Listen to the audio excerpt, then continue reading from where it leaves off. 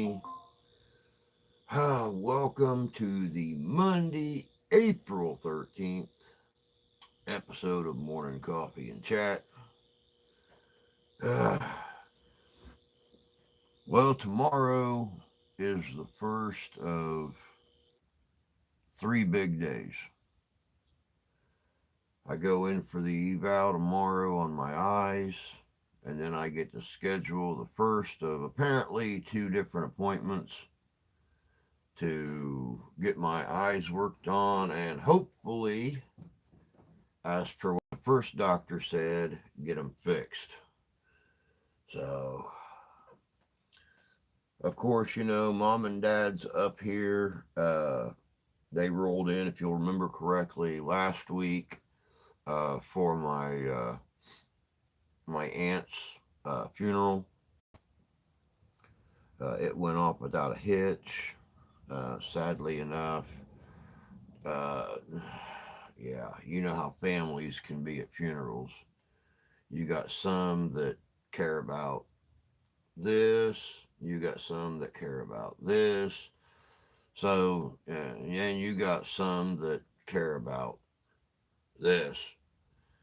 And, well, needless to say, the ones that care about this are the same ones that care about this. And the ones that only cared about the hugs and the missing thing, they were left out in the cold and very disappointed.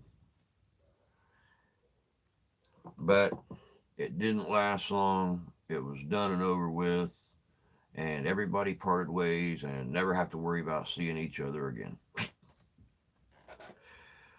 Oh, but yeah, mom and dad drove up here yesterday morning from Indiana. They're going to be here through tomorrow to take me to the appointment and stuff early in the morning.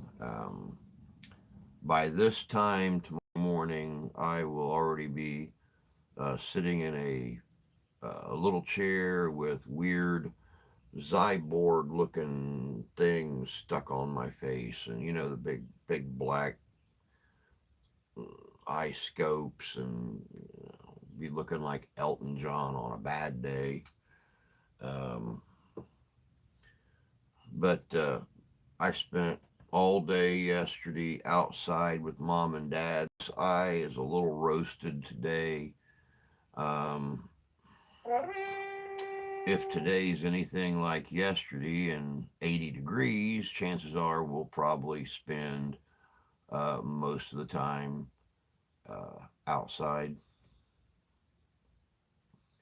Um, Mom and my wife's aunt will all be in the house playing cards, since this is card day for the wife. Dad and I will probably be sitting out on the back deck. I was actually going to go and, I was thinking about going and getting me and the old man a 12 pack or something. Something we've not had a chance to do for a while, and we won't have very many more chances. Just kicking back and drinking beer together and enjoying each other's company and listening to the girls call each other all kinds of dirty names. But this eye is a little roasted. You'll still see me leaning in, even though I've got a monitor over here with the video playing. I've got a monitor right here with the text and the comments. So I'll be leaning in, hopefully for the last time. So let me see here. Ben and the ones Drew. Every family's got them, man. Every family's got them. It's like when my grandma's sister passed away that had sold Avon for 55 years. She was the top saleswoman for near 20 years. I mean, she won cars, she won trips, she won awards. The cars and trips, she cashed them all in and had money hid all over the place. Within a week after she passed away, my aunt had done already gone in the house and ripped up floorboards and tore holes in walls and there's all kinds of stuff. And then when my cousin, now second cousin, bought the house, it was just more and more money she had to spend to remodel it. Same thing with my grandmother when she passed away. My uncle went in there and just cleaned everything out because he knew grandma kept. She had jewelry and stuff from back when her and grandpa met. So yeah, and now with my aunt, it came down to that whole. Um, she played the stock market. She made really good money. When she became so far gone that she couldn't live on her own anymore, she moved in with her daughter. They charged her almost $1,000 a month to live with them. Um, and not my cousin per se, but her husband, from what I understand, was very, very emotionally and physically abusive to my aunt. And when it come time to sit down and you know tell the minister everything that to say during the eulogy, it was, oh, she was wonderful at this and she loved to do this and she loved to do this, and none of it was true. So yeah. So yeah, but like I said, it's done. It's over with. Every family has a butthole. Some of them have multiple buttholes.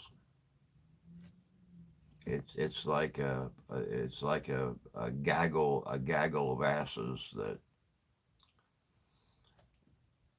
That's the most important thing in the world. So, Tony, I found out yesterday that my youngest paternal brother had a severe stroke a couple of days ago. Oh my God. How's do you know how he's doing? I mean, was it like, the worst case scenario where it's affecting one side of his body really bad, or was it one of those Grandma Marilyn type strokes where it was a severe stroke, but it really didn't affect much but her memory, her cognitive abilities? Because Grandma had a major stroke. I mean, they said there was a whole chunk of her brain that was completely non-active after her stroke, but it didn't affect her speech. It didn't affect either side of her body. It just affected her cognitive abilities, her memory, and her reasoning and sentence building and stuff like that. Hope the eye stuff goes well for you. I bet it will. Be good to have clear vision again. Oh yeah, I, I'm I'm looking very forward to being able to see things. Mom and Dad took us out for dinner last night. Took us to our favorite little. I've told you guys about it before. OTI's Old Tavern Inn. It's been operating in the same location on the same foundation since 1853 and 1853, 1835. Dyslexia, but it was terrible coming in from blinding sunlight into a dark place, and I was feeling my way around, hitting tables and tripping over chair legs and bumping into corners and trying to find my way in and out and stuff. Of course, the waitress was super sweet. The fish was amazing. But yeah, she handed me a menu. I just kind of looked at everybody and smiled and just left it laying there. It's like, yeah, yeah, yeah. I find it's more the family that married into the family are those type of people. pretty well, unable to do anything so far as I know. I definitely hope and pray that he's not long term affected by that stroke. It's rough. I'll tell you what. It's really funny. I took care of Grandma for 7 years, and well, almost 7 years, and we tried multiple times to to get me compensated for the 24-hour care, and we didn't have any kind of programs like that in the state. They said if the family was too cheap to hire a home health aide and they wanted me to take care of her, then they had to pay me. And go figure, she died 4 years ago this past January, and a year and a half ago, Michigan started state compensation for family home health care. So go figure. Go figure. And the really sad thing is that um, it pays like $33,000 a year. So and it's paid by Medicare and Michigan Medicare. But yeah, they didn't have it while she was alive. They had to wait. And of course, they don't back pay. That'd be really nice. A hundred some odd $1,000 check coming in all at once. Be able to get this whole house taken care of, new roof, and get the landscaping done, and get rid of the hill out front where all the ground hornets like to live in the summertime, and maybe even start preparing me with a newer vehicle where I can start driving again. That's what I'm looking forward to. I have four brothers, three from my dad and his second wife, and one that my mom and stepdad adopted the paternal brother or paternal dad. I'm the oldest. I'm the second oldest out of my brother and sister. I have two brothers, one sister. I had a sister, but she passed a few years ago. Sorry to hear that. Yeah, really. Morning, brother in chat. Morning, Jan. Good to see you. Hope you're doing well and enjoying the new house and the farm and everything. Let me see what the wife wants.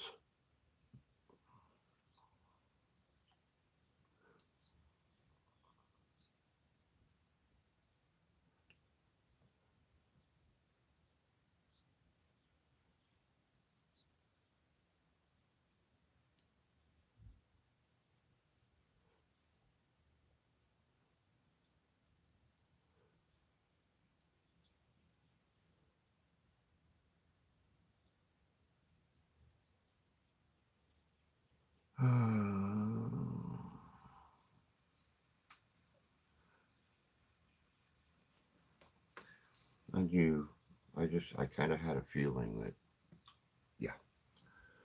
I'm good. How are you? We are not overly close. I'm doing well, thank you. I would be lost without my sister.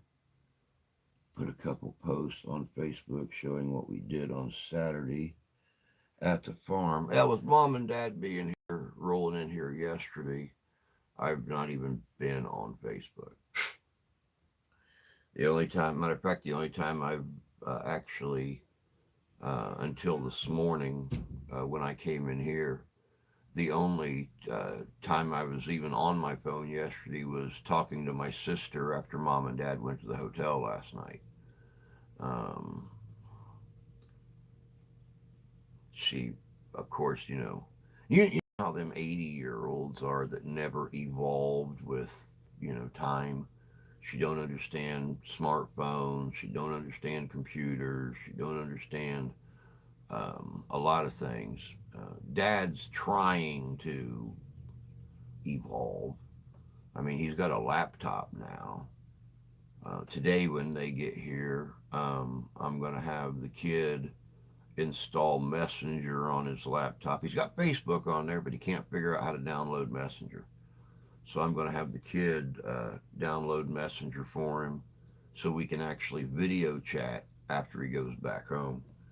Of course, they don't have a smartphone. Mom still uses the same straight talk flip phone that she's had for like the last 12, 13 years. So she says she understands that, and it's all important. But yeah, tomorrow's the big day. Go in for the eval tomorrow morning at 7:30 and spend an hour and a half or so with the doctor that's going to perform the surgery on both eyes and find out what the hell.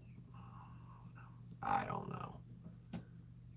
I'm 52% confident that things are going to go off fine, and I'm 48% scared to death that something's going to happen and I'm going to be permanently lost in at least one eye. You know, the doctor that's going to perform the surgery, and Jan knows she's gone through the whole cataract thing. I don't know if Jan, when they done your surgery, did they do the lens replacement or did they just treat the cataracts? Because I know with my mom they done the lens replacement, and she was very light sensitive for a few days after each surgery. Um,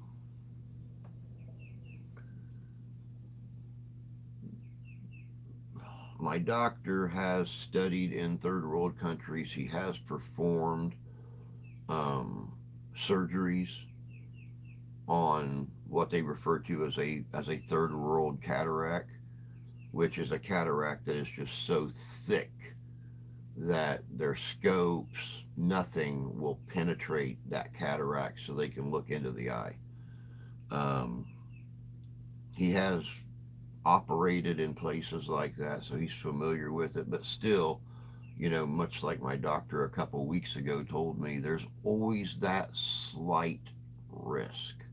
You're messing with the eye, a hiccup, um, the slightest anything can completely ruin the eye. So, fingers crossed.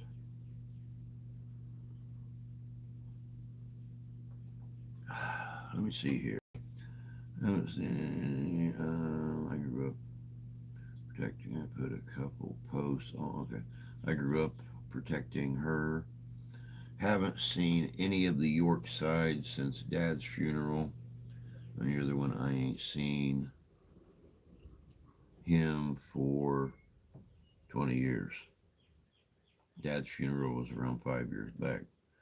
Potatoes are planted and areas solarizing for vegetable garden and sorghum patch.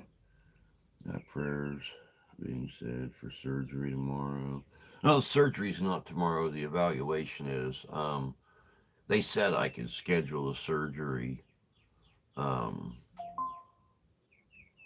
anytime up to 90 days. I am not going to wait 90 days.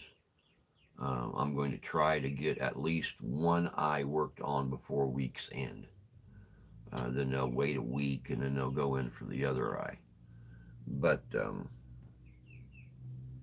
yeah, yeah, tomorrow is the eval where I actually meet the surgeon. He examines things, he measures the lens, all that kind of gobbledygook. So, um, lens replacement, they removed the cataract. I feel more normal with sight since the surgery. I told my doctor not to sneeze or cough. while he was doing the surgery. Well, to make you feel better, you are more likely to have adverse reaction to anesthetic. Probably. And, I'm going to do everything in my power to have somebody film that just in case I come out of the anesthesia and um, say anything that, you know, it happens. It happens. It happens. And I mean, when you're dealing with a storage unit like this, this great big ugly thing, um, basketball sitting up here on my shoulders, and you got as much worthless crap running around in there as I do. There's always a possibility that anything could, come out of the pie hole. So I don't know. We'll see. Good morning, Mr. Ty. Hope you're doing good. I don't know if you guys seen the post that I posted on Saturday. This is it this Friday night? This coming Friday night, 14th, 15th, 16th, 17th. Uh, be here 7 o'clock p.m. Eastern Standard Time. I am going to be premiering multiple songs from the very soon to be world famous TJ Holton. Um, I was really surprised how well the video turned out. Um,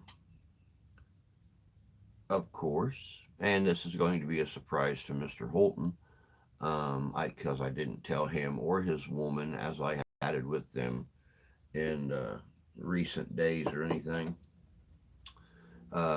This whole video and all of his music will be making its way back to Tennessee before this week's end, by multiple routes.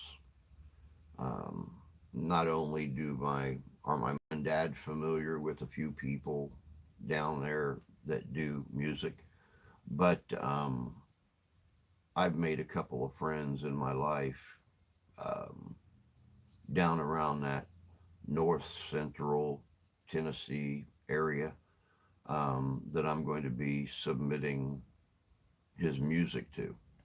So, and after I get my eyes fixed, as the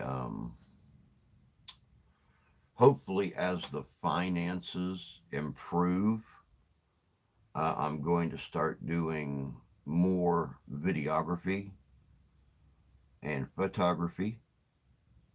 And I am seriously considering taking a trip to Missouri and working for a week or something with Mr. Holton and forming or filming, editing, producing some music videos for his stuff.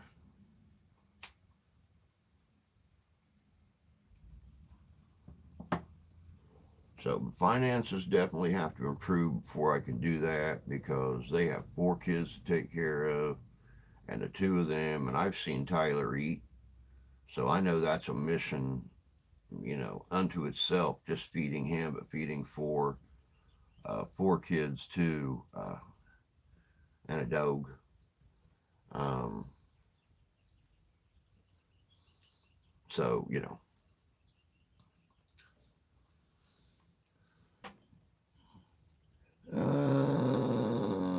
I actually come out of this stuff really quickly, clear headed. Yes, we've seen it. I've been busy at the studio. Yes, I can't wait to watch. The music industry is freaking pathetic these days. Bunch of cookie cutter BS. Yeah, And that's why I'm going to make sure that his stuff takes two routes back down to Tennessee, um, because, well, um, he's not cookie cutter. He's got a number one. I've never met a writer. I've never met a lyricist in my life, and I've been involved with music since the sixth grade. So you're talking what? I was 11. You're talking 46 years that I've been involved with music, either as a drummer or a singer or whatever. And I've never met a lyricist that you give them an idea, you throw four or five bird seeds at them, and within just a matter of a couple of days, they have got the lyrics to a song written out. And that's something he can do, and it amazes me how quickly he's able to pull it off. So, if he does get lucky enough to get his music in front of the right eyes and ears, if they say, okay, well, I need four songs in a month, um, totally, totally different from what you've done so far. Leave out the modern beat. I need a ballad. I need three upbeat anthems. He'll have them done in 2 weeks. So, yeah, Messenger, TikTok, TikTok, TikTok, TikTok. What pictures are you using? Um, what pictures are you using? Nothing about Ty is cookie cutter. That is one of the reasons that I latched onto Japanese rock metal.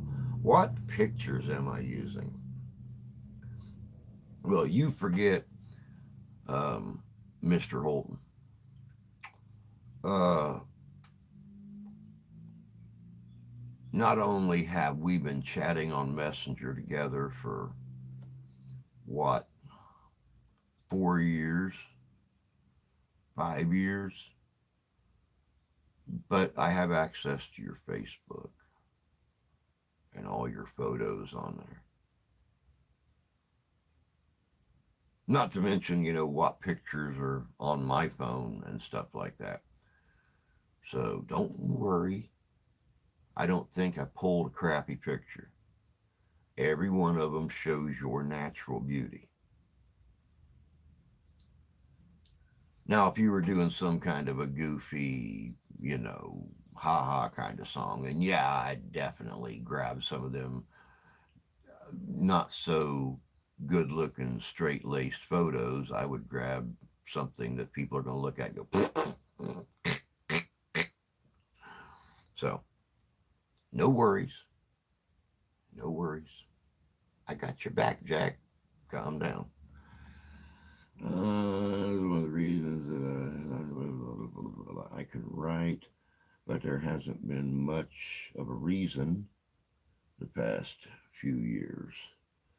It takes me a while sometimes to come up with the songs, sometimes weeks. Well, I've never seen it. Since you took off doing your music and, having your producer produce the songs, add the music and stuff to them. Since you involved me, since you brought it to my attention that you were doing it, which you had already been doing it for a time, but I have seen songs just rolling like crazy. I mean, just rolling like a mudslide in the Appalachians, man. Few little trickles, maybe a short downpour, and then all of a sudden, whoosh, there's all these songs. So, how did I know that was going to happen?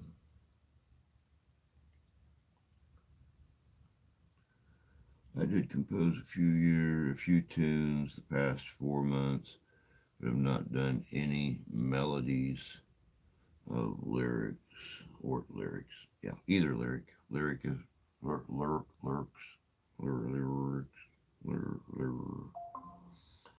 You could write a ballad for me for Windy View Farms if you're looking for something to write.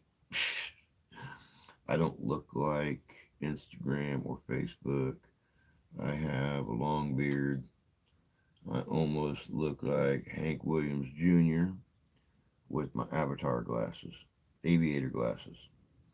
If I get an idea for a lyric, it goes fast. But the polishing of the lyrics can take weeks or months. Understandable. Understandable. That's.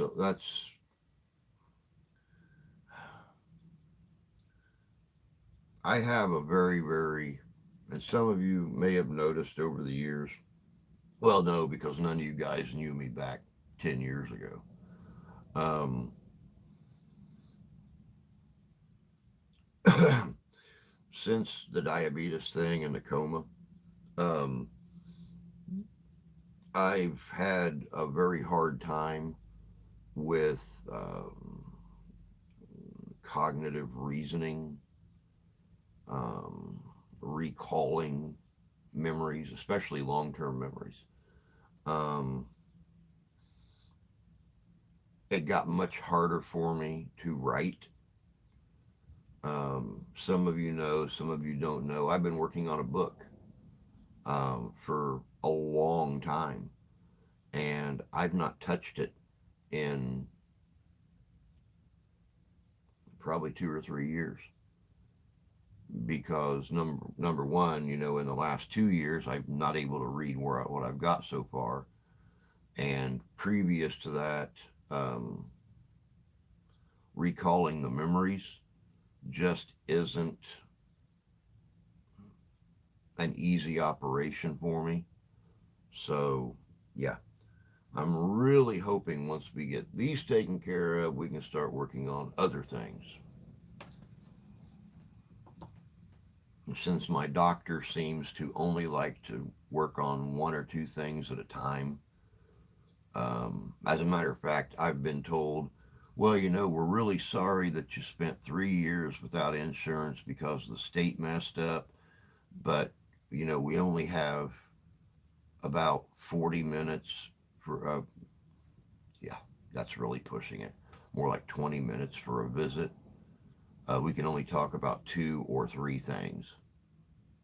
So, and then the next visit, or if you want to talk about something else, then you'll have to schedule another visit. So, yay. Um, I started writing lyrics at 16 and took several poetry classes in high school. I had a bunch of half unfinished songs I had to do something with, and my producer said I needed to do something with them, so I've been busy. It's amazing how that goes. You get an idea for something, you start writing it down, you get about a quarter way, halfway, 2/3 way through it, and you just kind of lose that whole. So you stick them in a folder and you move on to something else.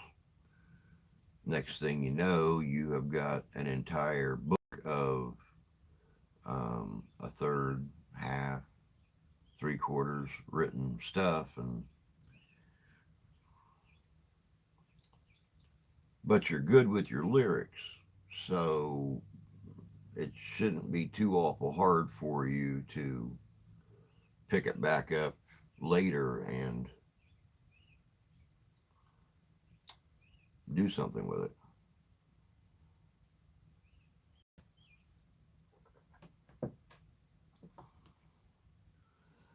Now, don't get me wrong.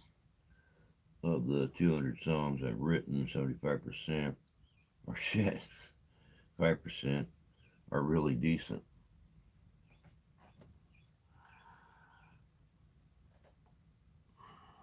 Be honest, I really think that most lyricists have that same problem. You know, what's important enough for you to document, be it in a song, be it in a journal, whatever the case may be. You know, when you go back and read it 5 years later, 10 years later, 20 years later, um, what was very important 20 years ago seems like now. You know, our perception of things changes over time, and the severity of what we perceive. So we thought, okay, this was a very awesome way of recording this, but then you look at it later and you're like, that's kind of boring. I don't understand why I stressed about that so much.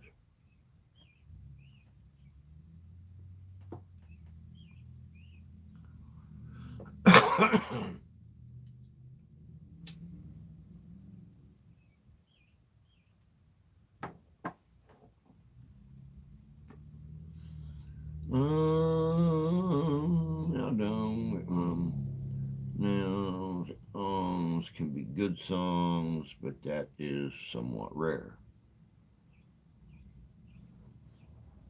Yep, exactly. Finished four.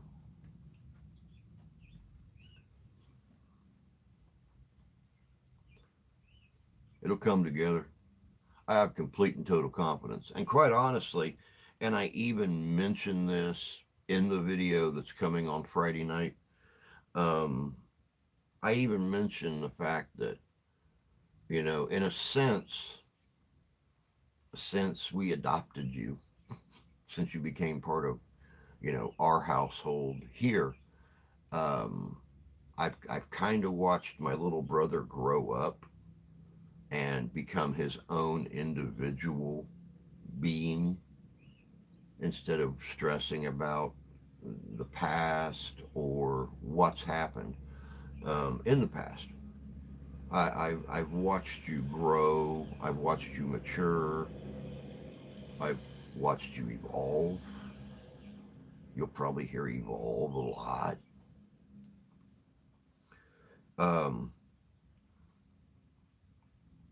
but doing a video about you and your music and stuff like that um, was a big honor for me. You know, I was very proud of that video by the time it got done. And I mean, you know, it was it. Let me see if I can put this in a way you'll understand. It was not a big thing, but it was a big thing because it was you. The same as if Tony created a new communication system, or Jan um, took the farm and made it some huge community benefit thing. You know, just just going in and um, creating a video that showcased them, and that's how I was with your music. I mean, it was not hard to do. It was very easy to do, but it was the idea that I was showcasing you, someone who has come and stayed right here at my house. You know, someone that I've got to spend time with and talk with, and you know, once again watch them grow and mature and, you know, evolve. There's that word again. Um, but in truth, there are only so many ways to say I want to have sex with you, woman. I have found about 1142.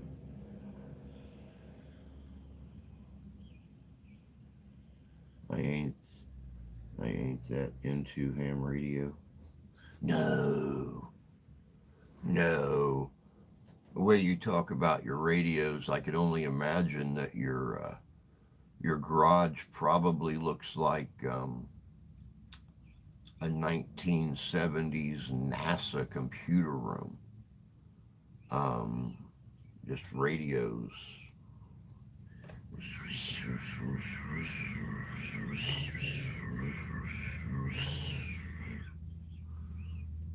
But no, definitely not into ham radios and communication.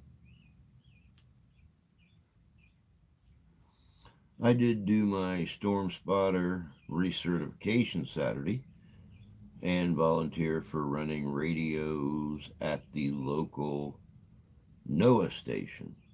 Very cool.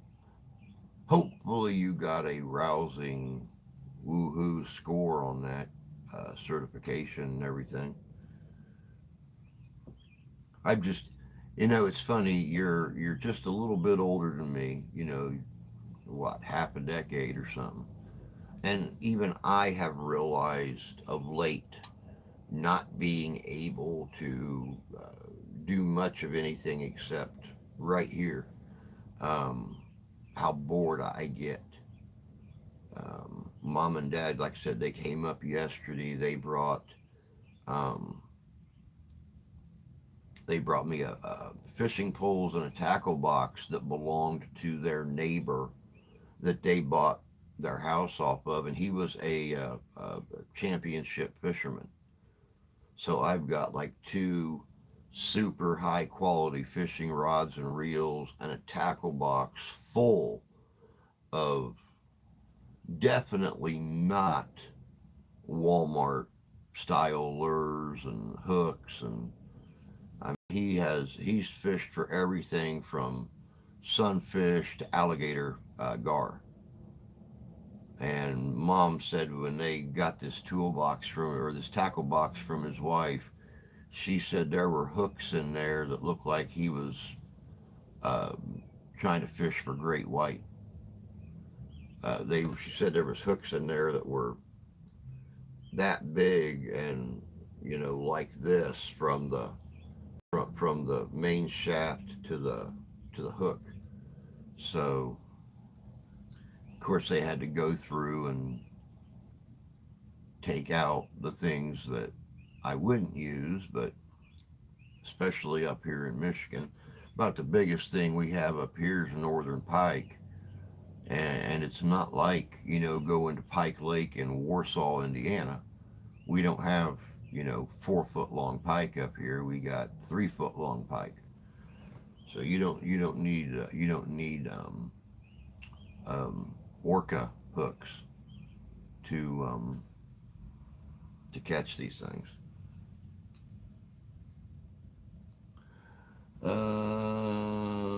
Blah, blah, blah. There are 4 radios running at the moment, but I don't touch them much. The spotter training isn't anything I haven't known for 30 years, but it is required to work with NOAA.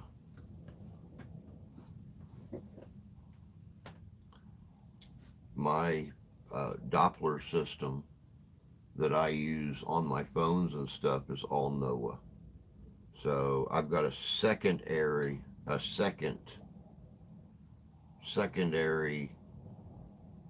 weather system that I use that's NWS, Northern Indiana.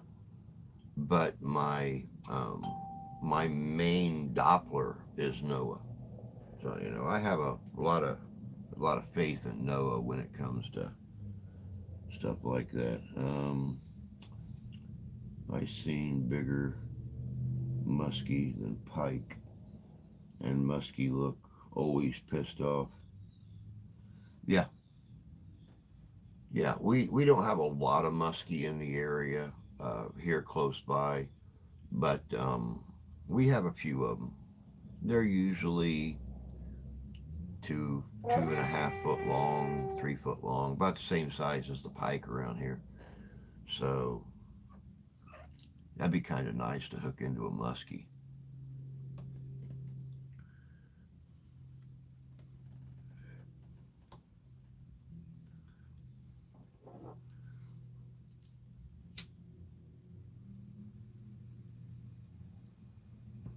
It's been a long time since I've hooked into a fish and filleted it, and actually had to cut the fillet in half or thirds to fit it in my big cast iron skillet.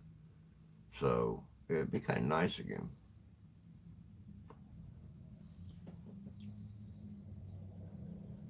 My biggest bitch about Noah is that the radar lags too much. 3 minutes of lag can get a spotter killed. Yeah. Well, and see, I've noticed that with mine. Um, of course, I've got the Doppler that does like the 1 hour progression. So when you initially turn it on, it shows where the storm is located now. But once you go live, it backs up an hour and keeps replaying that hour of movement, so you can tell exactly which direction that storm is coming from. So, like, we get a warning that there is a huge storm moving into our area. You pull it up and it shows the storm sitting 10 miles to the southwest. Uh, okay, well, it's sitting 10 miles to the southwest. But is it moving this way? Is it moving this way? Is it moving this way? So, you get to watch um, the, the, the rotation pattern. You get to watch the the wind direction, you get to watch the lightning activity, you get to watch everything in that animation to figure out if it's going to hit you head on, if it's going to completely miss you, or if it's going to come and just barely scrape the bottom part of town. So I kind of, man, I kind of like that lag just a little bit. But then again, I don't give it much rest when I find out we're having a storm, especially this year with the tornadic activity and just the generalized rotation that we've had in northern Indiana and southern Michigan. Um, Once I get the alert of a storm, I don't shut off the Doppler until the storm has completely passed. Um, we just had the storm here a couple weeks ago, week and a half, 2 weeks ago. That the storm itself was all yellow, red, and orange, but the hook was in the very back at the bottom, and that was the tornado that um, the rotation, the funnel that just barely nipped the very extreme north edge of town going over. So I spotted the hook before the sirens even went off because I have it zoomed right in. If I if I zoom my Doppler in anymore, I could probably see in Mrs. Smith's living room window. So yeah, once I spotted that hook, I told everybody, okay, turn down the TVs, listen for the sirens. I'm going to the back porch. I'm going to be monitoring this thing. So, I just found a lightning tracker, and it is great. Blah, blah, blah, blah, blah. 3 minutes, and I'm gonna follow Ryan Hall, y'all, on YouTube. He's the most accurate weather prediction we found. All right, is located in Pikeville, Kentucky. Um, I listen to Ryan Hall and I listen to Max Velocity. I like them both. Ryan Hall, I really like because yeah, he's in relatively close. Pikeville, Kentucky. It's still what 5.5 hours away. Um, but Max is located, I believe, in Florida. I think so. Yeah, but you are correct. Very accurate. Very accurate. Um,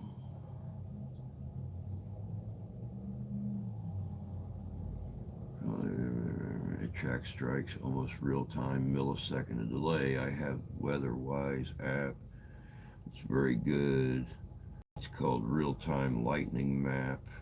If folks are interested, I also have Y'all Call Through Ryan, where he calls you when dangerous weather is near you. I have already gotten calls from him. Last storm here, all those guys came right by my house. Kentucky is our next door neighbor. Even Reed Timmer in Dominator. Yeah, I know you was talking about Timmer coming by your place. Uh, I believe it was last week's live stream. Like I said, I'd love to get a hold of his old retired storm chasing vehicle.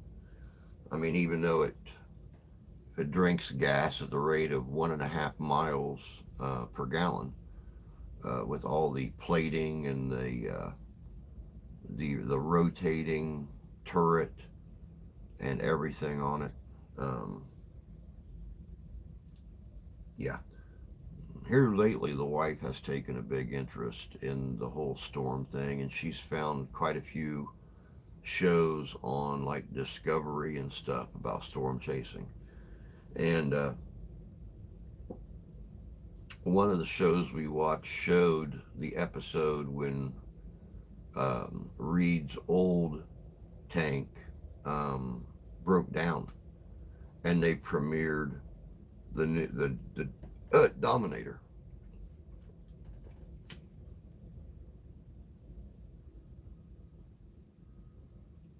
It was very interesting, and I love the reactions he gets when he pulls into a gas station, and the whole team unloads out of the vehicle, and people are coming up, they're taking pictures, they're asking, cops coming up asking, it's very interesting watching people's reaction when they see a you know $200,000 armored chase vehicle pull up at a marathon station and fill up the tank.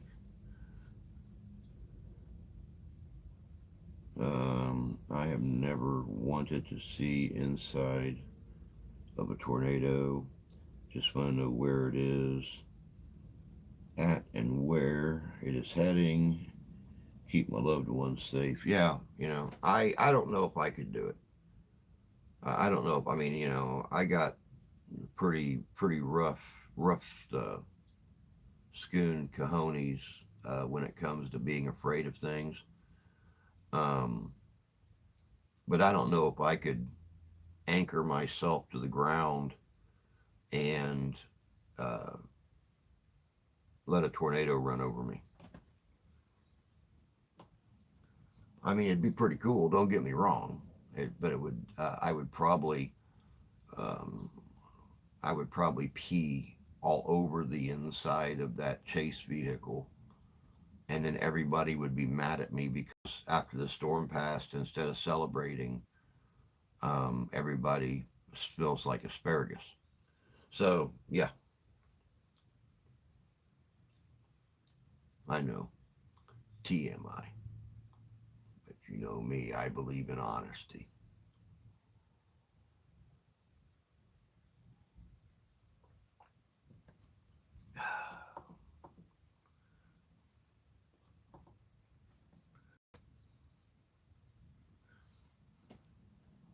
But yeah, I'm kind of sort of the same way, Tony. You know, I want to know where it's at and where it's heading, what its intensity is, rough idea of its wind shear. I want to know if it's rain wrapped. I want to know if it's right out there where you're going to see it. You know, I want to know where it's at on the scale, which up here, uh, since I moved up here, we have had what, eight, nine, maybe 10 tornadoes. Um, None of them has been over a suspected F3. They're usually F1s or F2s. So,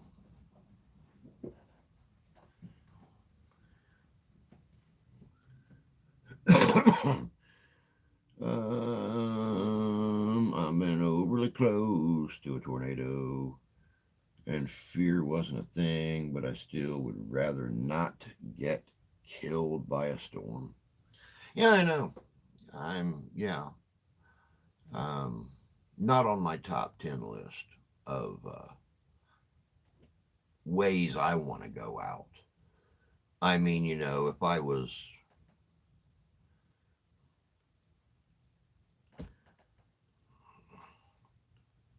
yeah, no, never mind. I can't even say that.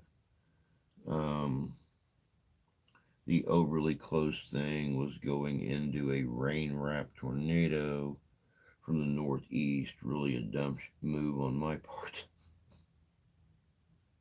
And see, that's the bad thing about rain wrapped. Um, you don't always know they're there. And that's that can be pretty scary. I mean, I was watching a video the other day, and you know, I had it full size on the screen, and they were watching this thing form. It was what, a week and a half ago, Fort Wayne, Indiana. We had storms roll through across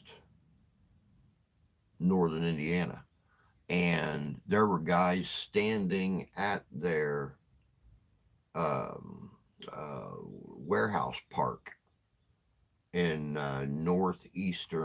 southeastern Fort Wayne, and they were filming from the loading dock with their phones, and you're seeing this funnel come down out of the cloud, but it's only coming down so far, and you can see the rotation and everything, but it's not formed that ground contact. You're not seeing debris and stuff moving on the ground. It's like it was coming down and just sitting there, like, okay, do I want to keep going down, or am I just going to hang here and scare the bejesus out of everybody? And they watched that cloud move all the way off in the distance, and that thing never finished its drop. When it moved past that section of town towards the rural area, it actually went back up into the cloud. So that was pretty cool. I've never actually sat and watched a storm start to form and then kind of pause itself and just ride out the cloud movement. Um, I've only had two close calls of getting picked up by a tornado. I never saw a tornado, but it was within a minute from my location at one point. Yeah, that's the scary thing about rain wrapped tornadoes is you just what they say about a tornado sounding like a freight train um, isn't always true. I mean, if it's a big enough tornado, then yeah, you're gonna definitely feel it. You're gonna definitely hear it. But when you've already got a lot of thunder and lightning and heavy rain and stuff like that, and you're dealing with a rain wrapped tornado, yeah, you don't. No, no.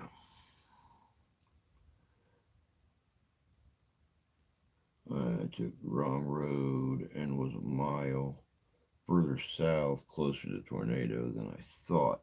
I didn't see it. I was chasing it till it was almost too late.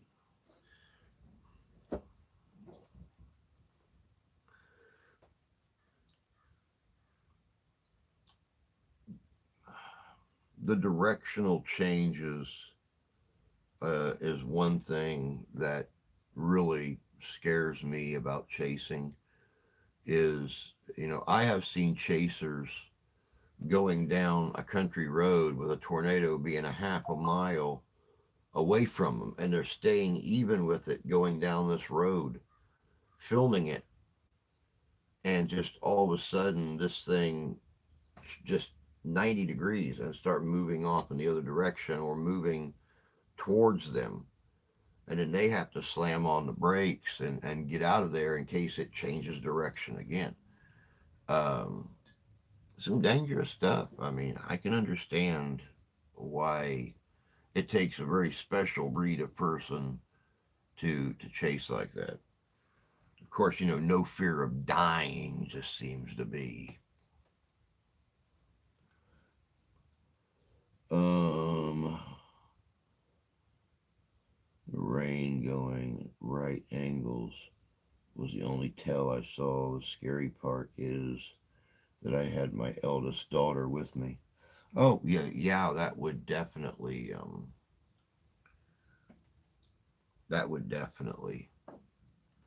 But the other big thing is, um, I can't storm chase with um,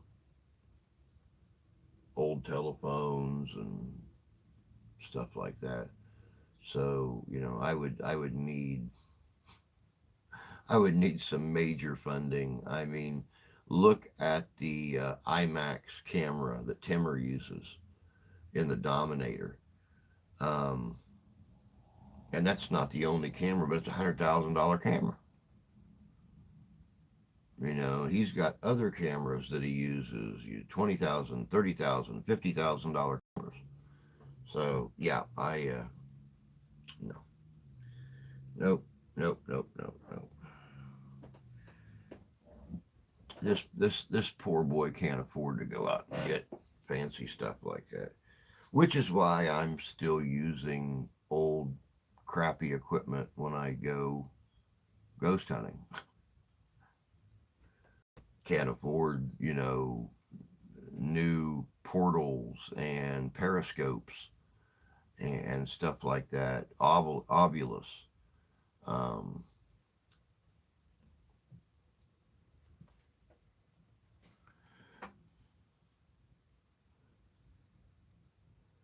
the scariest part, like Chase, when you 21 and no kids, I had no fear.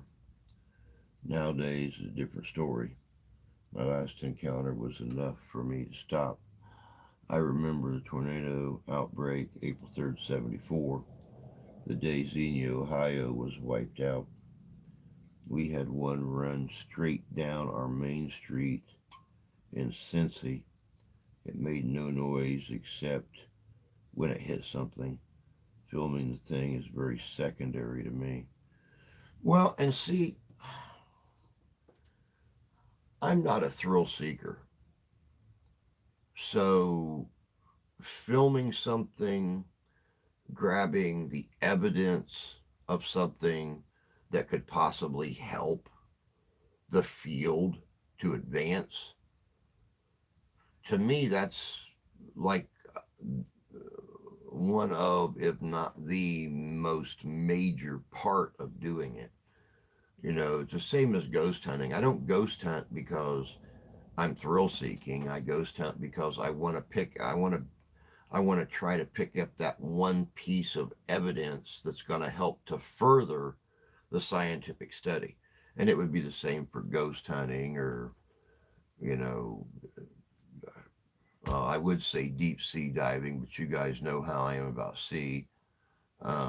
Anything bigger than a swimming pool or deeper than one that things might live in besides me, I stay out of.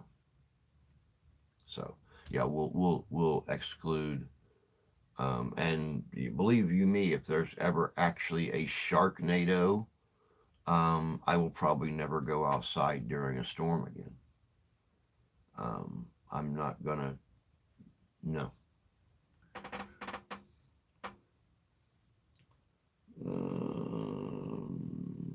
Yeah, Chris, the height, the freight train sound is not always a part of it.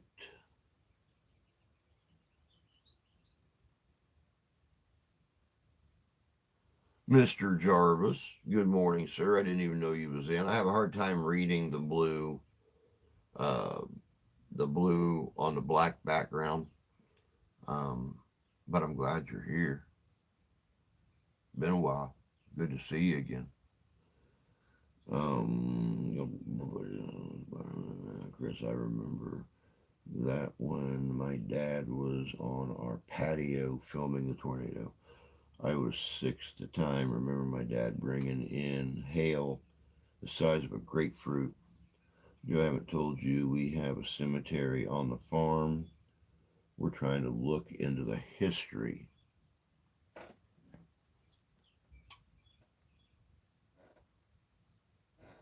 Old family cemetery, possibly, for whoever might have originally owned the farm. Um,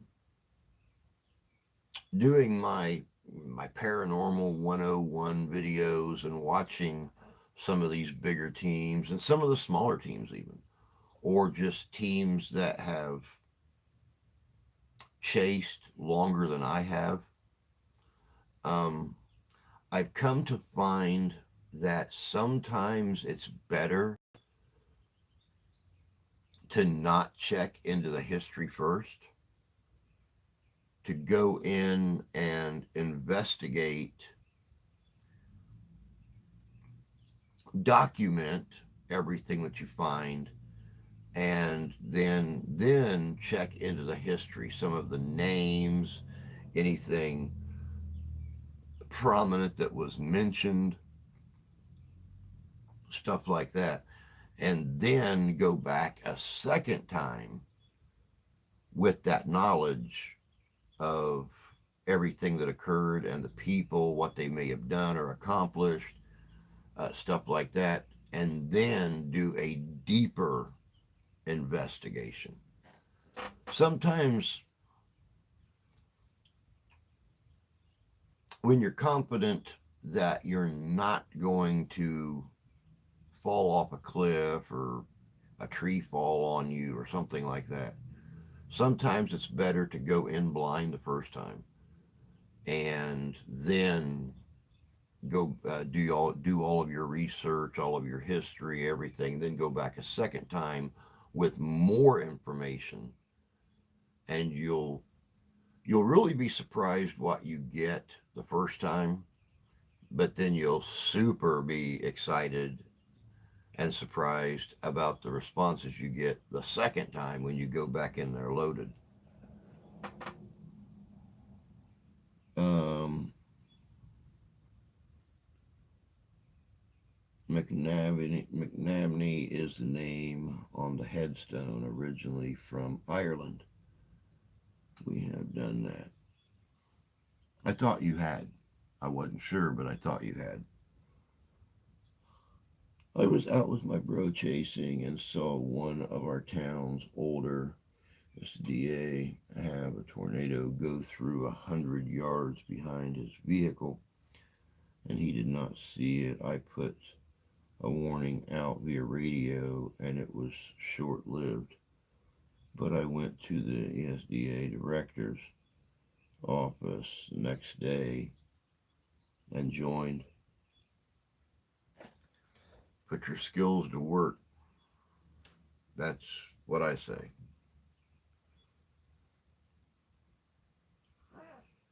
Whew, man, it is muggy here, guys. Muggy, muggy, muggy, muggy, muggy. I cannot believe how humid it is. Of course, we had just a wee little bit of rain last night. That storm is starting to move through um, upper Midwest, Great Lakes area. Um, they're saying no rain today, which goes completely against everything that the Doppler and the weather reports are saying. Um, my secondary NWS um, weather system is saying 0% chance of rain today, and we're supposed to be battered by storms for the next, well, today, tomorrow, Wednesday, and Thursday. So I don't know. I look at I look at meteorology as almost being like a politician. Um, you say whatever you want to say, whether you're right or wrong. You're still going to make six figures a year. So, or always be that smart politician and say, this could do this, this could do this. Like a politician says, we're going to try to do this. And if that don't work, we're going to try this. You know, a meteorologist says, whatever we have to do to help you feel more secure in this situation. Almost per diem what a politician says. We're going to do whatever we have to do to make you feel safe and secure in this situation.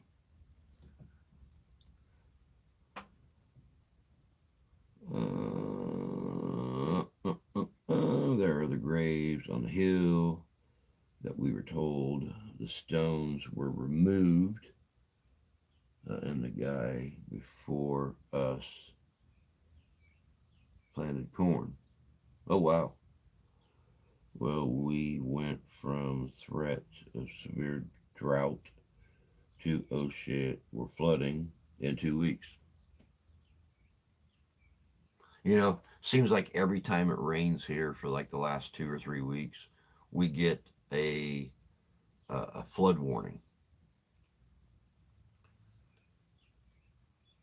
Much like I told mom and dad sitting outside yesterday, um, it would have to rain for 6 months of a heavy downpour for me to start worrying about water hitting my house. I mean, we are 200 yards from the lake and 45 feet above the surface of the lake. Because when you leave the lake, you cross the road, and then the road does this all the way up to our house. So, yeah, we're like 45 feet above the lake, and it does that all the way around the lake. On the south end of the lake, the road, as soon as you drive by the lake, the road starts doing this to get back out the highway. It's only about 15 or 20 feet uptown to the north of the lake. It just barely starts to incline when you get up into town. Us over here on the east side, we're 45 feet above the surface of the lake. So everything else for about, 5 or 6 square miles is going to flood before we ever. If anything that lands here just rolls right back down the hill. So, yeah, I'm not really worried about flooding. It was a really nice day outside. Not hear everything. It's like an emergency. Well, we went from. So, okay, everything here's an emergency. It's a really nice day outside. Oh, super, super nice. When I got up at 4:30, it was already 63 degrees. I mean, I honestly considered about moving the camera stand, this laptop, and everything out to the back deck. Um, and I thought, nah, I'll go on and stay in here. That way I don't have passing cars and little homeless kitties trying to crawl all over me, and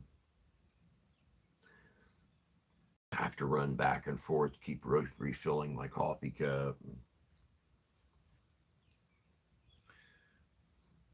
But since I can't use this big monitor back here, I'm going to have to figure out sometime in the next couple of days how to to get back there, pull it down, plug the fan back in to my control box over here, and then just set that back up to block all the bright light coming in the window. Um, or even move the fan up top. Um, but I'm going to definitely. They're already calling for a hotter than normal summer, and it's going to start getting hotter much earlier in the summer than it has in the past. So I'm going to need to do something to get some air circulating in here. Um,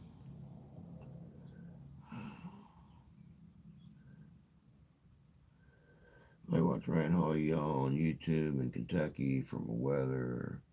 There's the biggest group of storm chasers.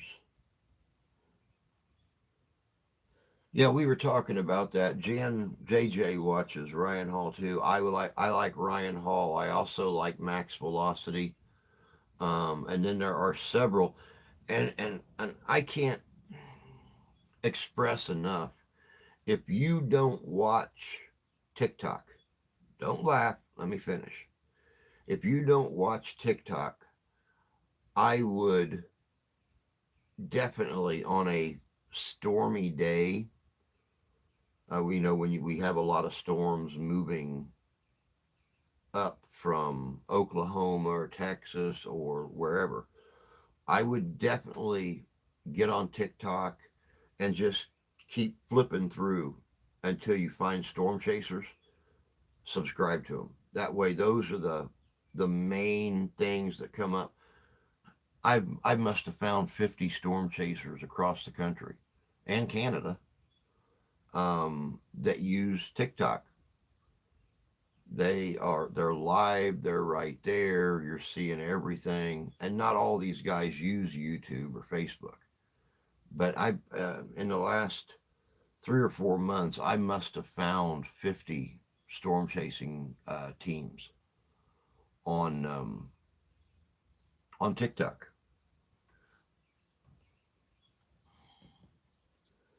Um, and who builds weather service offices without damn window? Chris, I said the same thing.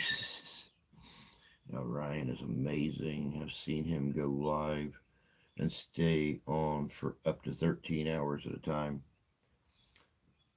Max is good too. Every time we have tornadoes, I have both of them on. Good morning, Drew, and everyone. Good morning, David. Good to see you, bud.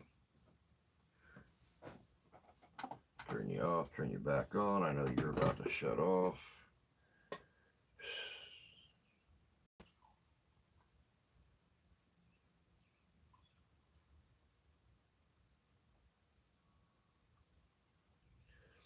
See, guys, this right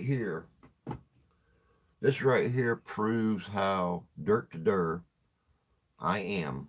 I'm sitting here talking about it being muggy, about my shirt sticking to me, everything, and I'm still drinking hot coffee.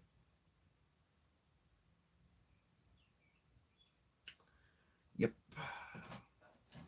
Come to find out in my many, many years of camping in all kinds of weather that warm coffee, of course, when it's cold outside, will help to warm you all up on the inside.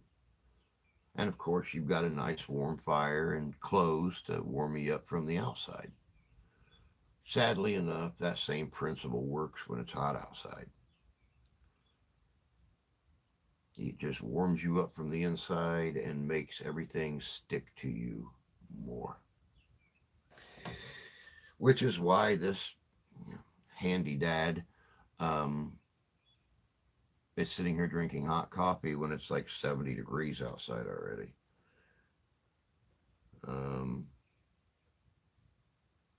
Oh, my bad. 69 degrees outside.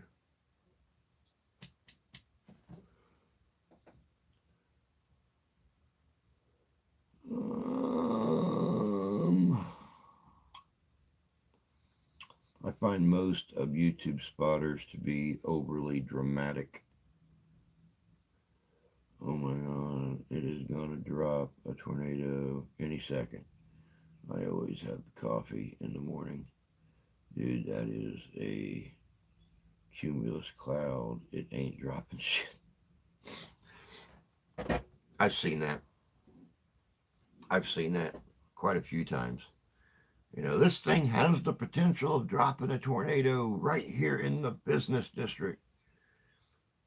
You've been saying that since the last business district 25 miles behind you, and we're still waiting for it to drop. So far, the only thing it's dropped is a whole lot of rain.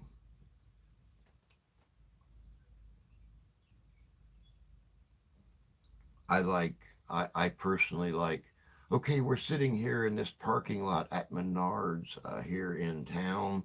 It is starting to drop hail.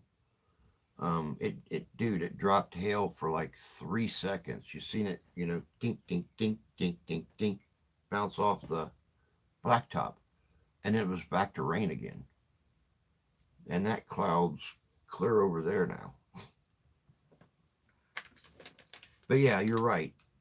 You're right. I mean, you can't exactly clickbait a live tornado video or a live tornado chase, but you can use clickbaity comments in your live stream that keep people going, oh wait, what's he see that I don't see? And you just keep watching longer. And I was watching one during our last big storm where the guy kept seeing, I think I see rotation over here in this cloud. And they'll move the main camera over. No, I was seeing rotation right up there where that little drop sat right there on the cloud base. Uh, and of course, people are like, oh, where?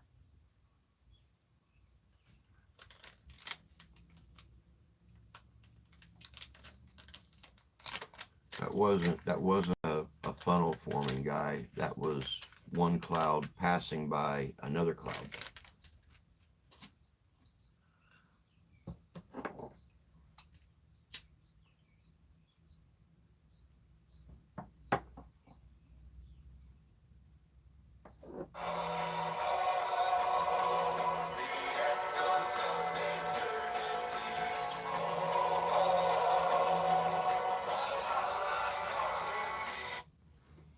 Hello? She should be, unless she fell back asleep.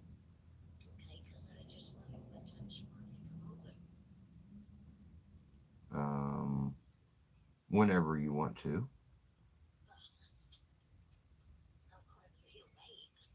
Well, she'll be awake when I know you're coming over. I'll make sure she is.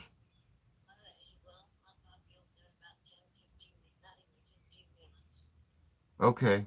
I will let her know. Mm-hmm. Hey.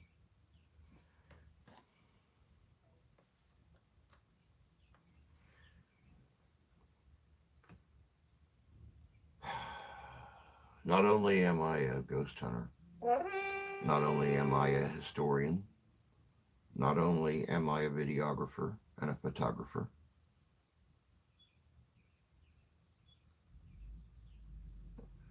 apparently I'm also a call service and an operator. So let me see here. It is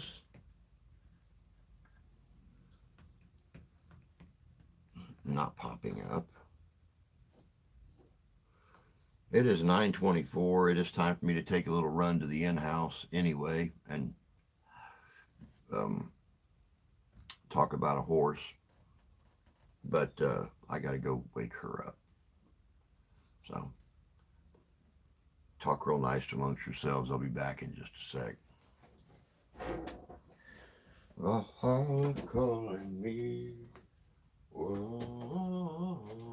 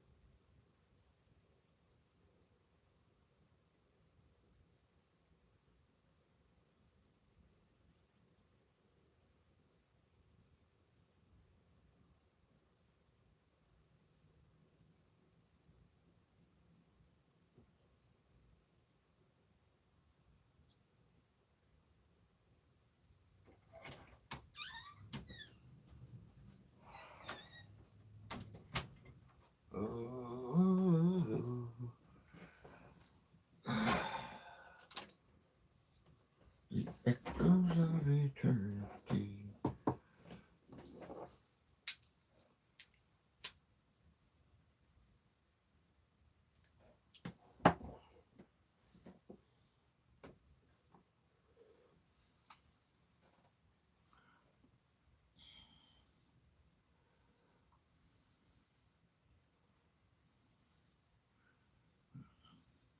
It's only 50 degrees here.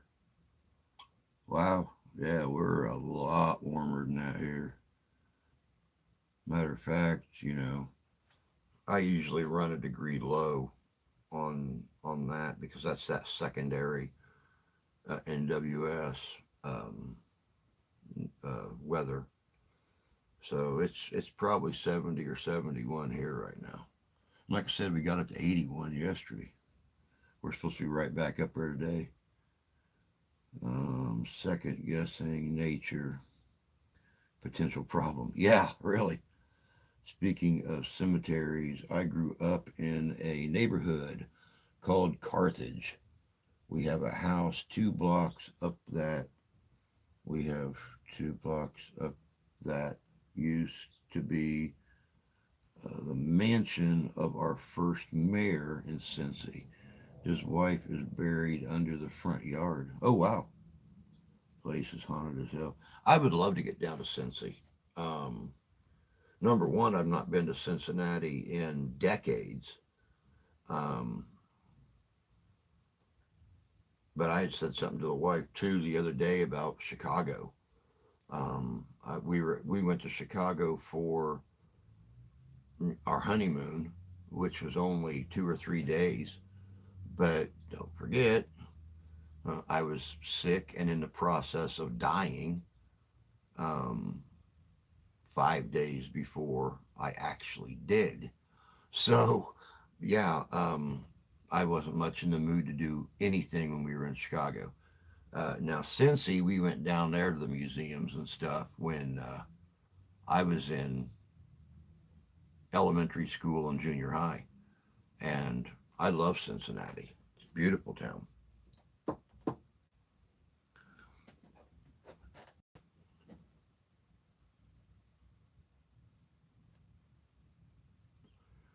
A lot of history there. I do have a pretty good sense of storms, which is why my brothers drug me into the chase thing. That's kind of sort of how I am. Um, I watch and I feel much like I've said many, many times with, chasing those other things that I chase. Um, your body is the best instrument that you can use when you're chasing something. That alarm, that sense that tells you that you're not alone, that barometric pressure, the temperature, that impact of the wind or the rain, just that generalized feeling that you get when you put yourself in one of those situations like that, where you have to feel everything around you that's going on. Not to mention, that one very important instrument which my batteries ran out on, my eyes, which will be hopefully before the week's up, we'll be replacing the batteries in at least one of those devices. Within 2 weeks, hopefully we'll have both devices working again. Um,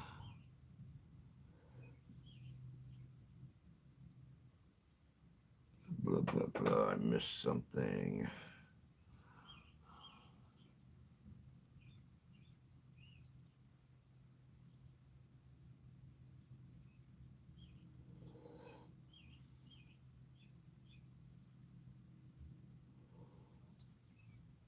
Police is on his head. Pretty good thing about him having said that. I ain't always right. It's 70 here. If you still have to come and visit us.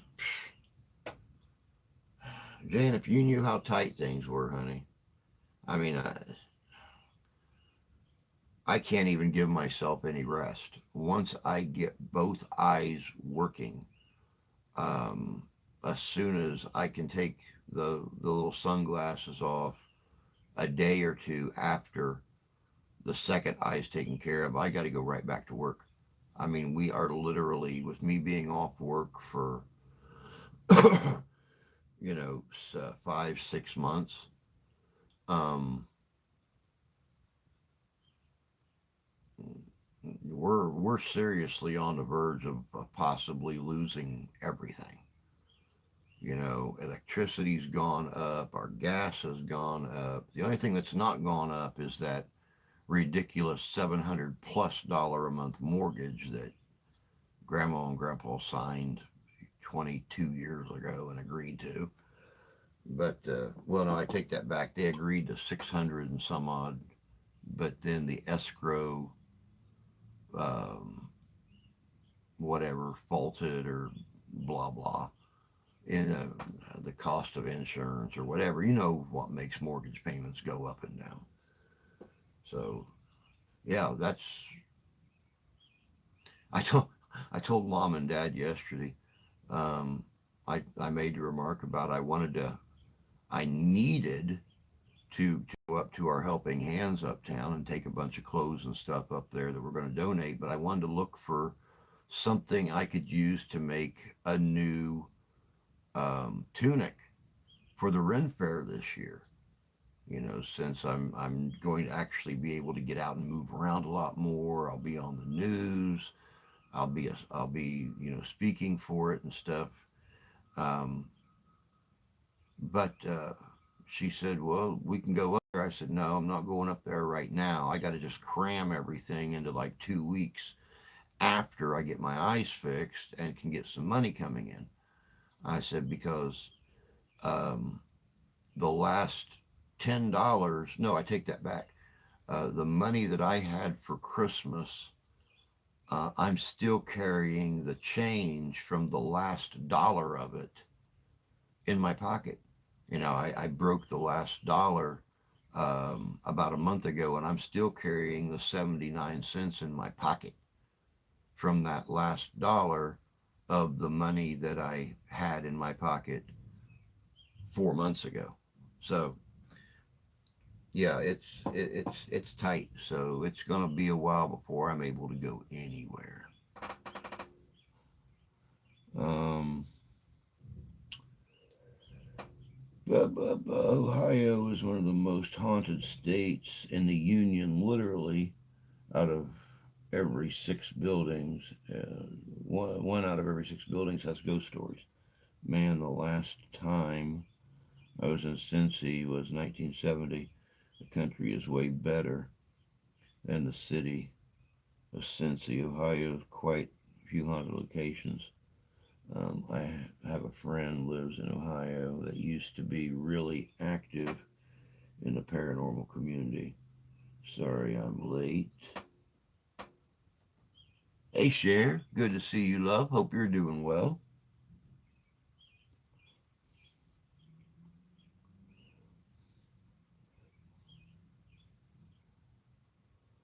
Oh, Cher, thank you. It'd be only cost gas money. Well, time off for the wife, and believe you me, she misses a day of work. She misses about $150 a day, $175 a day. Of course, if she misses a day of work, that don't mean that the insurance that she pays doesn't, that it goes down too. So, there's got to be a way around that insurance thing. That's killing us. That alone is killing us. Some of the spots it's pretty substantial. Oh yeah, our gas is 4.50 a gallon right now. Um, they're saying we might see $6 a gallon or better before this whole deal in the Middle East is over with.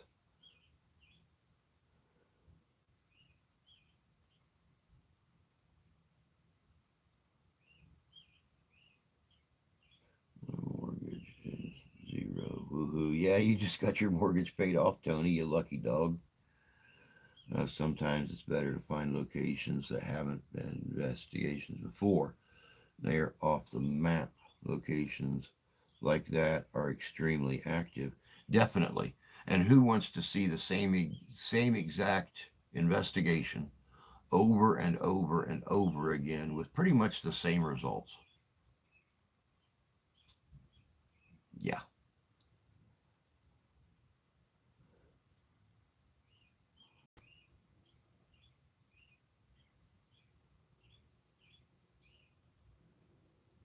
Our gas went down Saturday from 419 to 416. Oh, you're very, very lucky. Very, very lucky. Ours went up about a week and a half ago and went up to about 450 and then dropped down, I think 20 cents, then went back up again. Um, and yeah, it's not good. It's not good.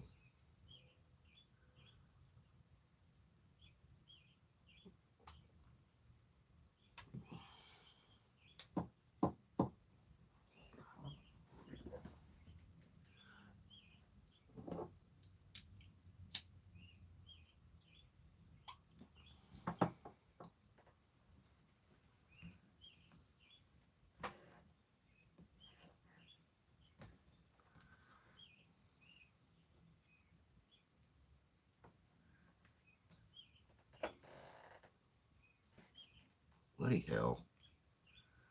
Things plugged in. Stay on where I can read you.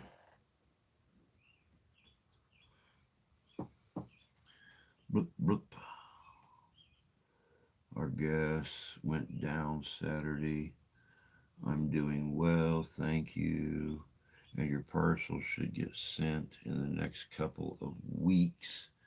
Besides the koala and chicken salt, is there anything else you would like? Surprise me.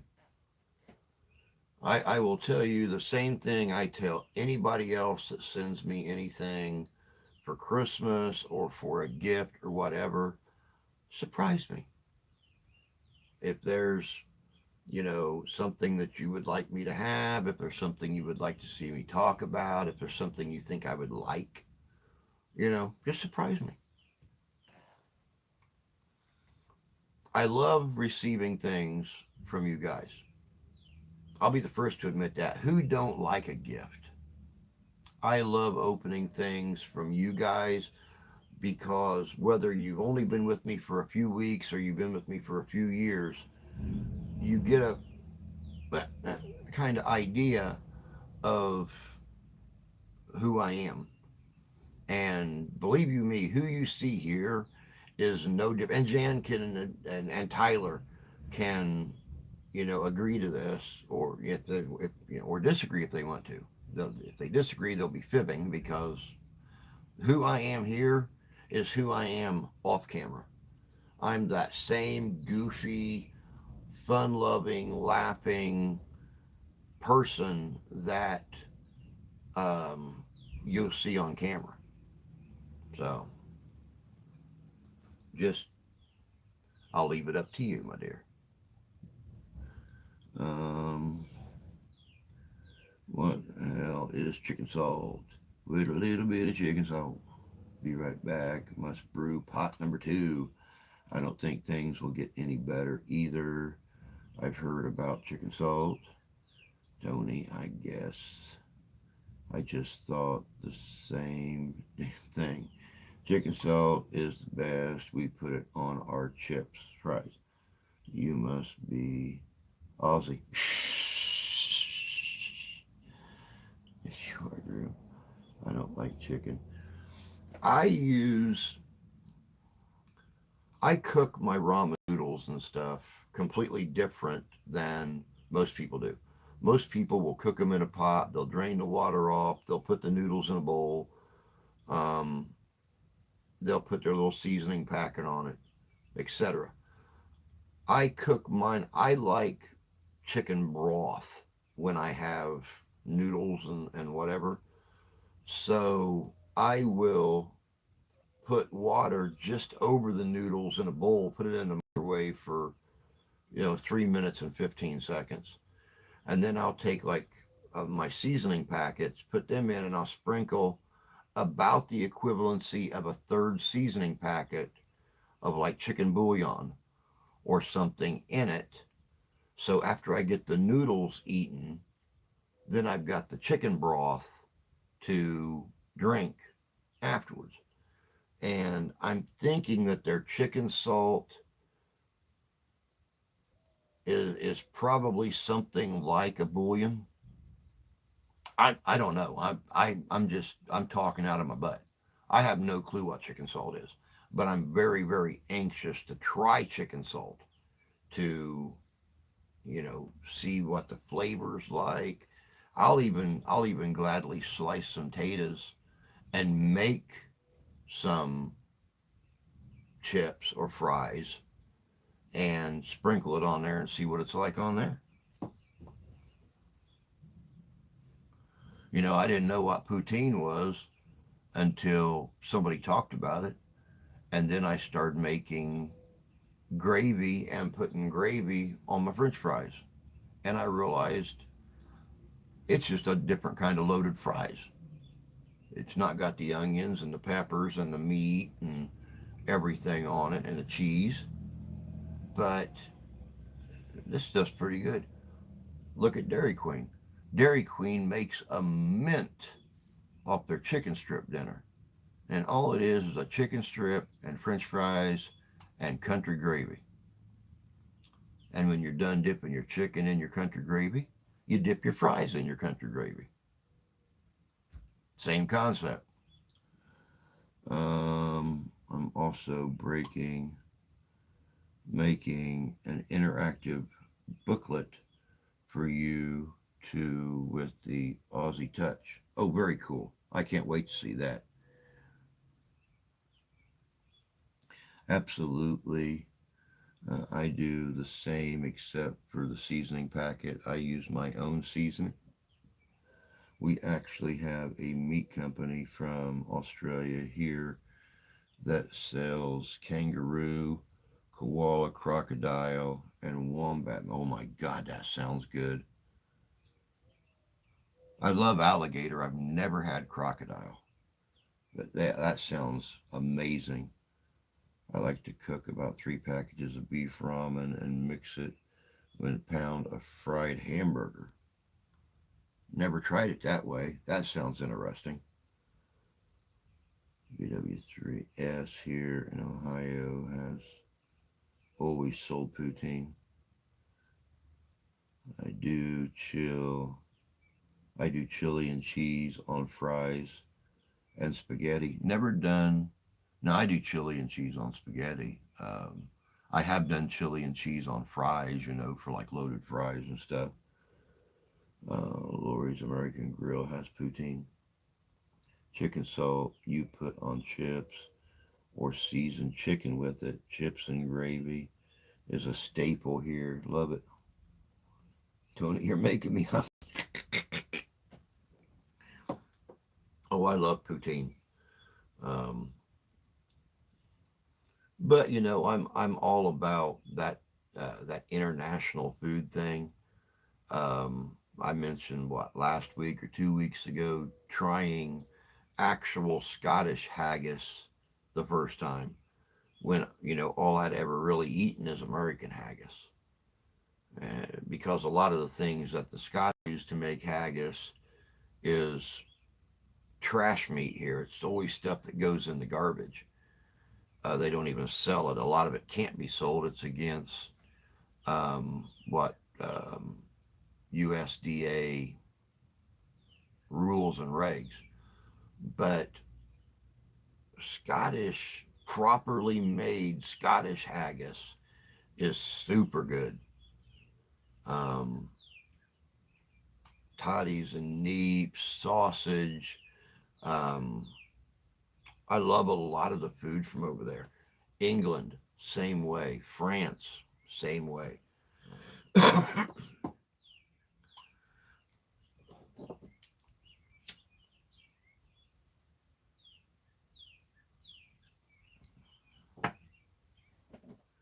I don't know if I've ever said it before, but I've gone and investigated a place in Kalamazoo called Henderson Castle. Um, Henderson Castle is owned by Francois, who is a trained French chef. So anything and everything that you eat when you're at Henderson Castle is made by a classical trained French chef. Um, it's epic. It's absolutely epic. Um, just is what made Cincy famous. Chris Koala and Wombat. Seriously, we don't even eat them here. Crock and Roux is good. I've never had Roux. I know that at our Myers superstores that we have here, which is kind of like a Walmart, um, at least they used to. I don't know if they still do, but the meat counter has a specialty meat list that you can order things like Roo, lion, alligator, llama, buffalo. I mean, they must have 75 different specialty meats that you can order, but I could never afford Roo. Um, I don't remember ever seeing wombat on there, but yeah, kangaroo was definitely on there. Lion was definitely on there, but oh, it's coming unwrapped.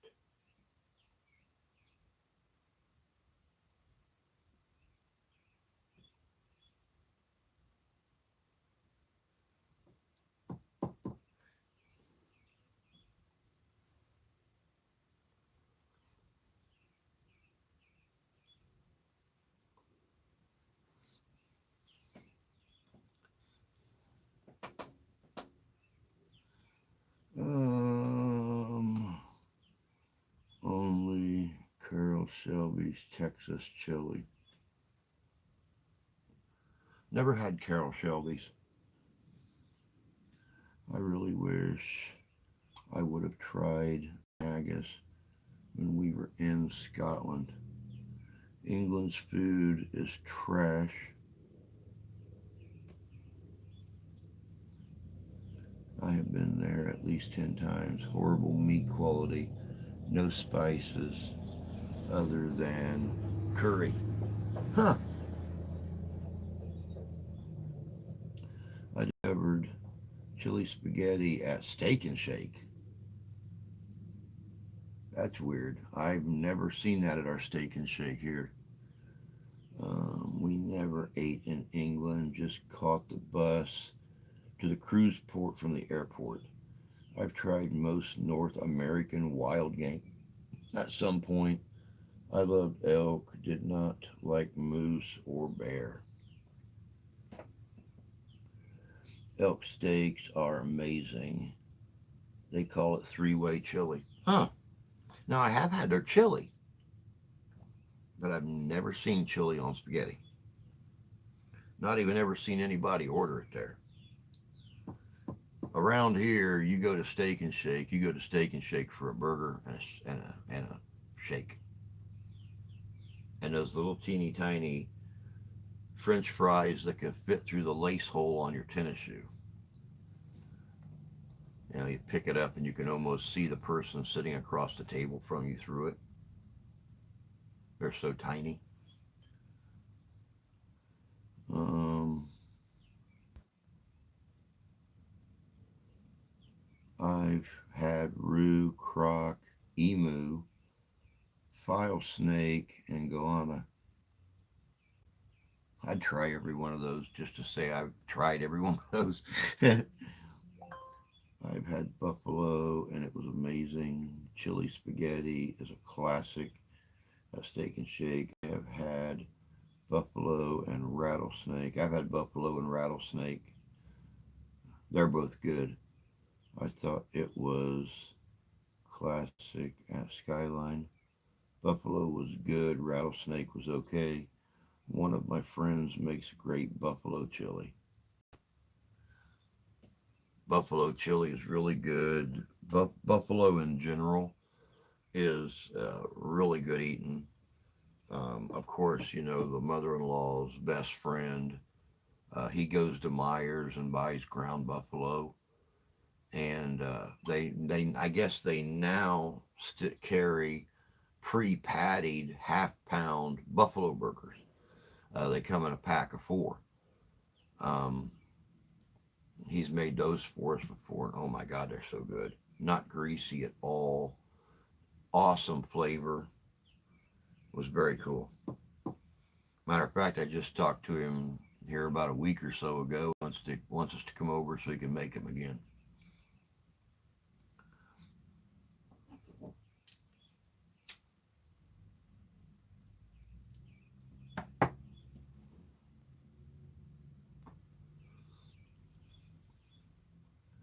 Ba, ba, ba, ba, ba, ba, ba. I make good venison chili. Love venison chili. Love venison in general. Buffalo was like deer. It was way kind of lean.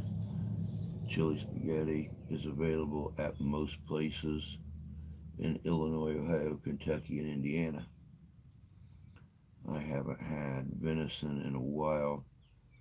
I haven't run into any hunters up where I live now. Beefalo is really good.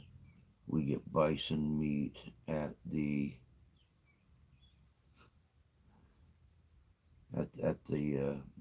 butchers.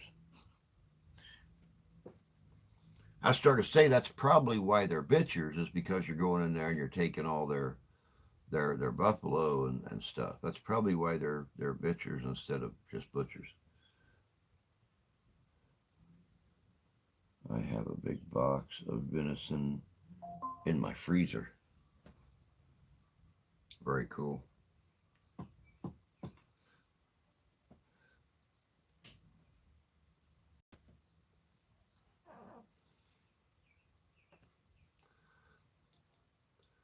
Mom and Dad surprised me yesterday when they came in with uh, my brother-in-law working for U.S. Foods.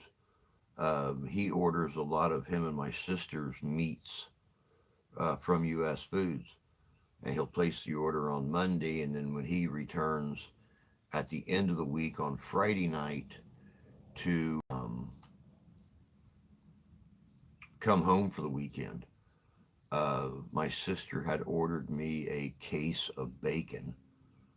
So a little bit pricier than we paid for it, but it's a thick cut bacon. And we have 15, no, I take that back. We have seven just over 2 pound sheets. So, you know, you've got a sheet of wax paper, and then you've got what, 20 strips of thick cut bacon. And then you've got a sheet of wax paper and 20 strips of thick cut bacon. So we don't have to worry about me not having bacon to make bacon jerky next month at the Ren Fair. I'll be out there 4:30 in the morning with the fire going and bacon hanging up on the fire set, just smoking. So yeah, when I film that event this year, you'll have that to listen to your tummy gurgle and rumble over. All that bacon just hanging up there smoking.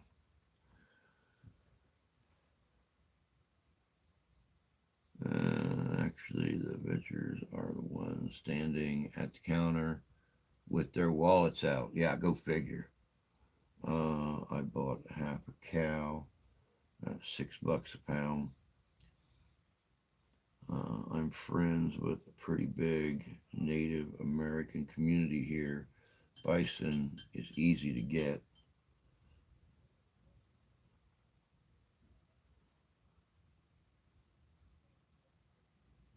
Yeah, $6 a pound for a half a cow.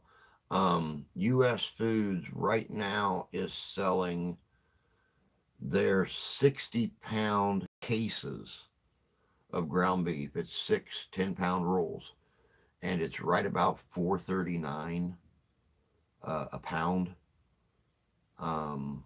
for a 10-pound roll. So it's what, $43, $44 for a 10-pound roll. But my sister says you can get 22 or 23 burgers or 1 pound packs of burger out of a roll. So they're not right at 10 pounds, they're always a little over.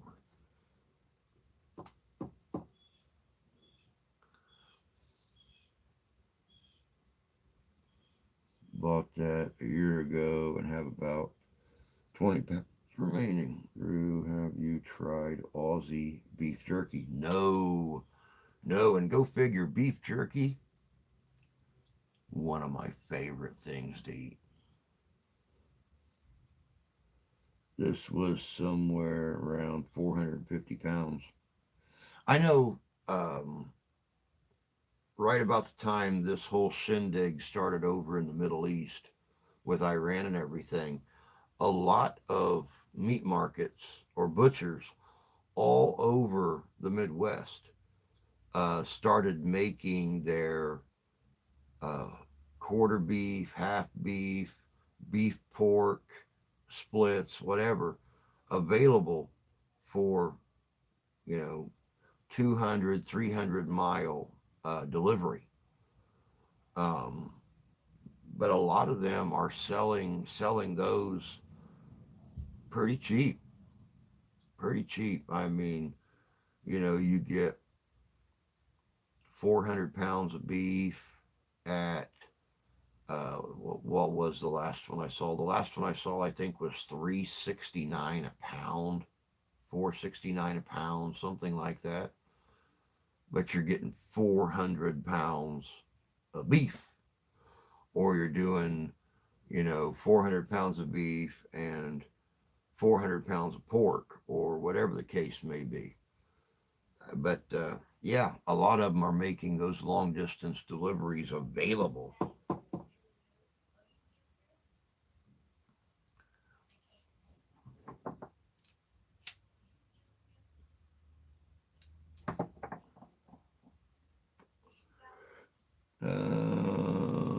Last year, I was in Australia and learned that their Hungry Jacks is just Burger King, and the guy who owned them used to own Hungry Jack's biscuits here in the U.S. Wow, I did not know that.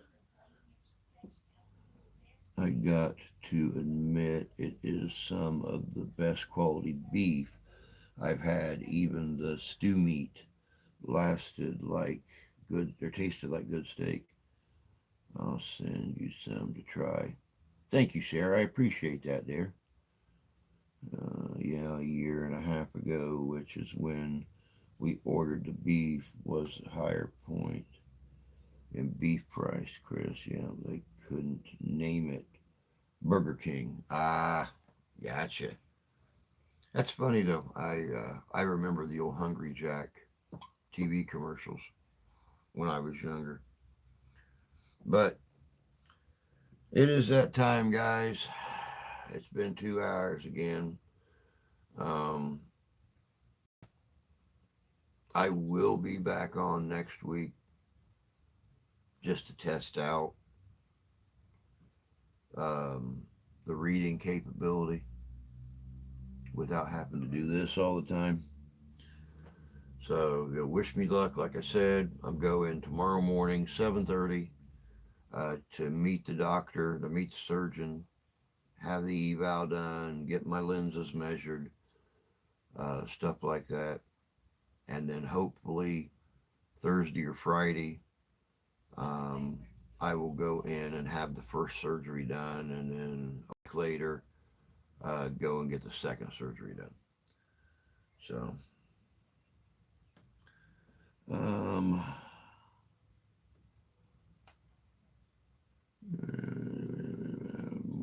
White baking products. I've seen Martha White before. Hungry Jack made instant potatoes too. Yes, they did. Good day, y'all. Tony used them all the time. All the best. She'll be right, mate. Martha White's very good. Thanks a lot, guys. I will, of course, try to keep everybody informed what's going on. Um, if I'm wearing dark glasses, you'll know my eyeball fell out, and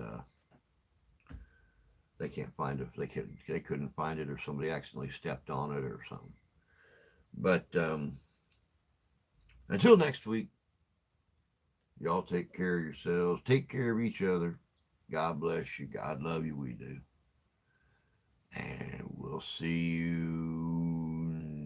next Monday. Don't forget, Friday night, 7 o'clock p.m. Eastern Standard Time is going to be our little premiere dedication to Mr. TJ Holton, our own family member here on the channel, who is making a run at a music career.